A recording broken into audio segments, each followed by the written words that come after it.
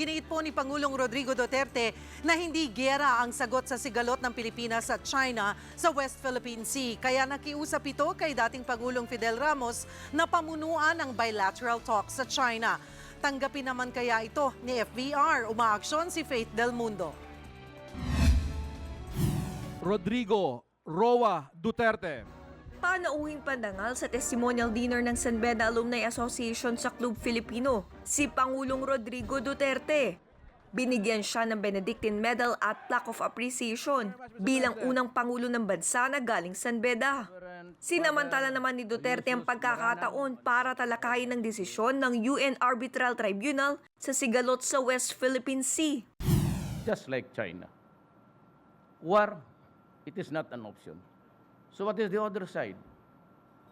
Peaceful talks. Ayaw daw niya na magkaroon ng gusot sa mga kaalyadong bansa tulad ng Amerika. Kaya kailangan maging maingat sa kanyang mga pahayag. Sa Philippine airspace, then walang problem. And of course, the maritime security is just to narrow there. Alam mo, pag nagsira yan, lahat tataas. Because even the insurance of the cargoes on the boats, on the ships there passing by, tataas. So it will create another problem for our economy and somebody else's finances. Careful tayo dyan. So we have to navigate with courtesy. Hindi naman ito nadadala ng puro lang ito istorya talaga. Your Honor, Your Excellency. Sige, baw-baw. Nakiusap na raw si Duterte kay dating Pangulong Fidel B. Ramos na pamunuan ng ikakasang bilateral talks sa China. Pero si FBR wala pang malinaw na sagot sa alok ng Pangulo. This is not to show any disrespect to the President of the Philippines, but you will have to consider my increasing age. But I can do the job.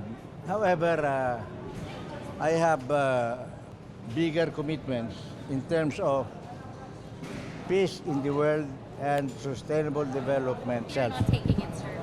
I have not seen the offer. I was out of range.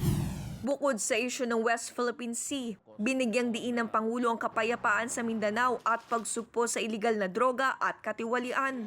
Kinansela naman ng Pangulo ang pagdalo sa 11th Asia-Europe Leaders Meeting o ASEM sa Mongolia na una sana nitong out-of-the-country meeting. Pinadala na lang si Foreign Affairs Secretary Perfecto Yasay bilang kinatawan ng bansa.